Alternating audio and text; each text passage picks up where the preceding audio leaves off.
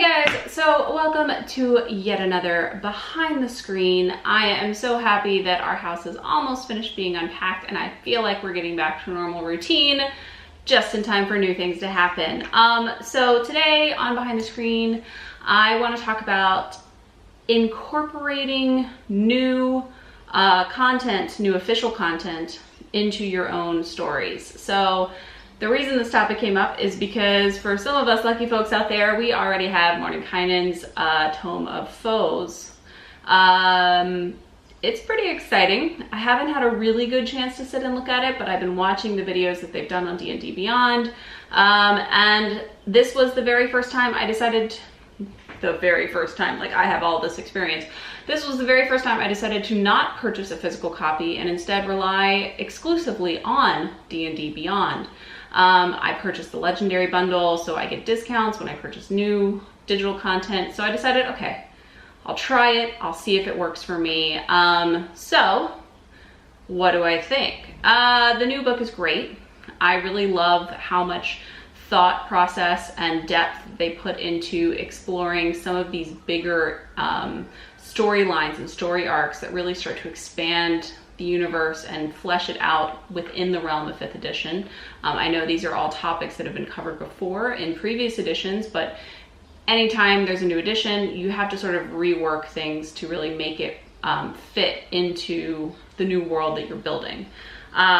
So Blood War, elves, dwarves and Duergar, it runs the gamut of things. And then the more exciting thing that they've included in this is all of the new monsters. So Mordenkainen is really designed for DMs and for players a little bit, but for DMs to learn more about the world and also to have brand new monsters to throw at players. So all of the monsters in this book, I believe, are challenge rating 10 and higher. These are for higher level campaigns, and this is something that they had talked about, that they didn't have a lot in the monster manual. They didn't have as many in Volo's guide. It really became a weakness that they've addressed with Mordenkainen. I'm excited to start to see and be able to throw these monsters at my characters. They're not quite there yet. They're only level 6, so it's a little early for me to really be pulling them out, but it's been interesting to see the types of creatures that they have created. So how do we incorporate these things into our own campaigns? So as you guys know, I have my own homebrew campaign that I run. We're playing on Saturday. It's probably been 6 weeks since we played. I was chatting with Emily today and she was saying how she had been having to read back through her journals because it's been so long since we've played. And I agreed, like it's been too long. We can't wait that long between sessions anymore. It was crazy busy, we were moving. There was a lot of things, but we will try not to do that in the future. Trying to keep content fresh, trying to keep it in the forefront of your mind. The same goes for when new content comes out from Wizards of the Coast or from Pathfinder, whoever. So how do you add it into your homebrew? Now, when they first announced Mordenkainen and they started releasing some of the early information, I kind of took the base of what they were trying to start sharing with us, particularly the seed of learning more about the Eladrin, which is elves, relating to elves, and read in depth about the Eladrin, and started to incorporate them into the storyline that I was already running. I had designed a village that the party was going to go to, that was sort of removed from the rest of the world. They were very isolated, and originally it was just gonna be a village of elves, and there was another village not far from there who didn't have any elves, and there's like this really interesting sort of tension between the two villages, and the players didn't really get into what that tension is, except for the fact that Celadril, our wood elf, discovered that the elves in this village are all Eladrin or descendant from Eladrin. So it's very interesting to be able to pull that information that has been sort of teased to us as they've been launching Mordenkainen and build it into my campaign. It was pretty easy to fold that information in because I hadn't actually defined to the party yet what they had just known that they were elves, and then revealing that they were Eladrin gave it an extra layer that really emphasized how deep the campaign possibly is.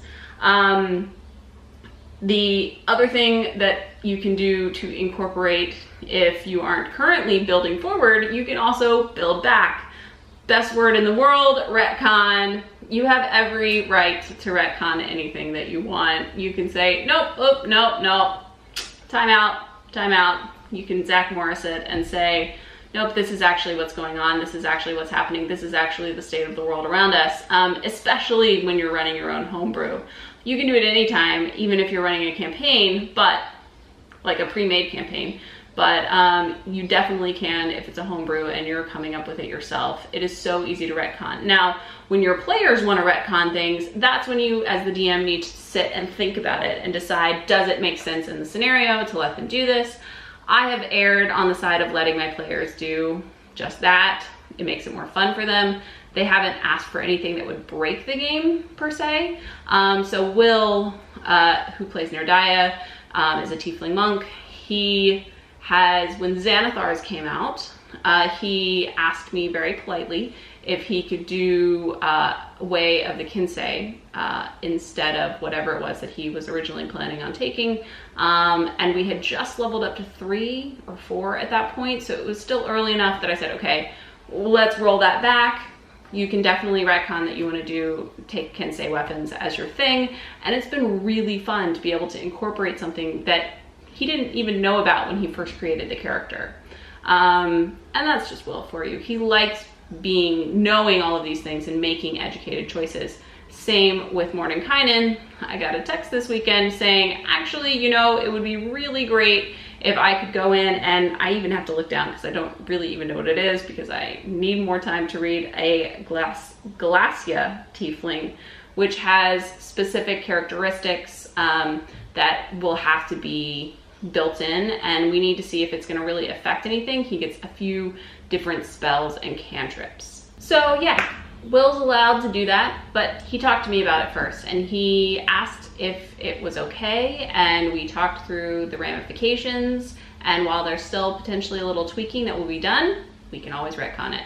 The other thing that I wanted to say is that anytime one of these official books comes out, as DMs, as players, we sort of have to trust that Wizards of the Coast or whatever the publisher is knows what they're doing, that they're not going to break their own game, and that if they do break their own game, that they'll call it out pretty quickly. And I don't think anyone is going to be feel like that their game is ruined because they incorporated something new, but it's there. It's always there as an option, and we have to trust that they're professionals and they know what they're doing.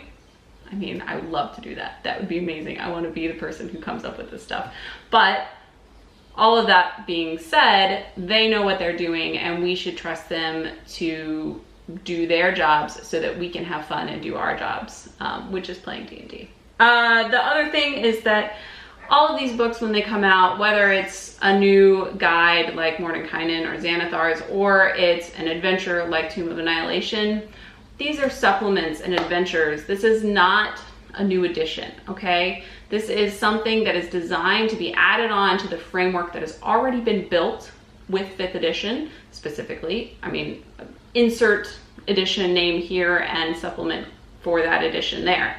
These are supplements, so really anything, this is a plug and play situation where you're getting a new add-on pack for your game that you already have. You can play with it or not play with it. It's your choice. I think if you are playing in a regular campaign, it is to your benefit to start incorporating these things, to use the new spells that are available, if it's in Xanathar's, or like start pulling information in from something like Mordenkainen, or play with some really intense monsters if you want to, because as time progresses, they're going to continue to put more and more books out, and the spells and the things are to become very standard in other arenas, in other realms. And so you want there to be a sense of familiarity when you encountered it in other situations. And the best way to do that is actually play with it on your own. So yeah, those are my thoughts about incorporating new content. Anytime there's something new, it's very exciting. We're all super psyched about it, but change is also really hard. So there's always going to be that sense of like, but I liked it this way and I had come up with it this way and this was how it was in my brain, but that's not what they wrote in the book. And you are entitled to your own opinion. Once it's written in a book though, it is kind of canon. And you can play with it however you want, and your players can play with it however they want, but it's written that way now. At least you have something to refer back to. If you really need to refer to rules as written, you can. They are there, but they're also just guidelines. The whole point of this is being able to create something on your own.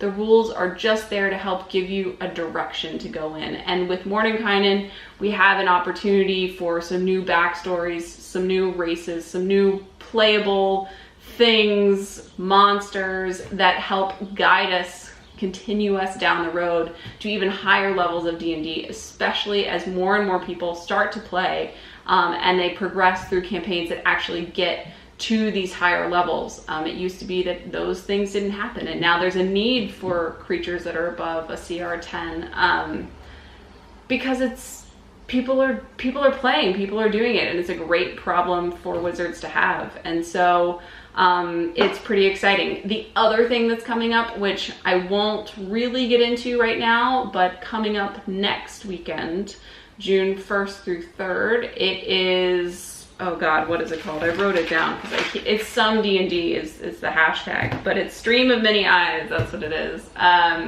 which will be their sort of summer event like they had last year with Tomb of Annihilation, where we'll get to see some new adventures. Adventures are very fun. Oh, I forgot, there is also an Adventures League game that you can play with Mordenkainen, playing with pre-generated characters to get a taste for some of the Gith-Yankee, the Gith Mind Flayer situation, so you can play into as much of that story as you want. That is an Adventurers League game, but you could play it however you wanted, I guess. It's available. If you have D&D Beyond, you got it as part of the purchase, I believe. It's pretty cool. It's pretty cool. I haven't had a really good chance to look at it, but they're 9th level characters. They're kicking some major butt, and they have really, really intense monsters to fight. So that would be a very good time. If I had more time in my life, I would be either playing or running that. It's supposed to only take like 6 to 8 hours, so I could totally knock that out in all my free time. Okay, how do you add in content into your campaigns? Are there other supplementary books that you use? I mean, I also use the DM's Guide. I've incorporated a bunch of the Taldore stuff into my game just because Critical Role is where I got started, and so when that book came out, I was like, this is also my Bible, and I took it and held it close to my heart. But how do you add those things in, and how do you manage that balance between things that are written and things that you've come up with? Lots and lots of good topics to talk about here. Who is excited about major monsters in Mordenkainen? I'm happy to talk about that. If I had more time to read, I would be reading it. I still haven't decided if I'm happier with the digital or if I would prefer to have the print. My initial thought is that I actually would prefer to have the print. The digital is great for searching and for quick reference. If I wanted to actually sit and read it, I probably would want the book, but it only just came out. I'm gonna give myself a little bit of time before I make a final decision. But anyway, all that being said, I think that is gonna be it for today. Don't forget to like, subscribe, share, support us on Patreon if you want more awesome D&D content or just us being ridiculous, because that's what we are. And I will see you guys on the next adventure. Bye guys.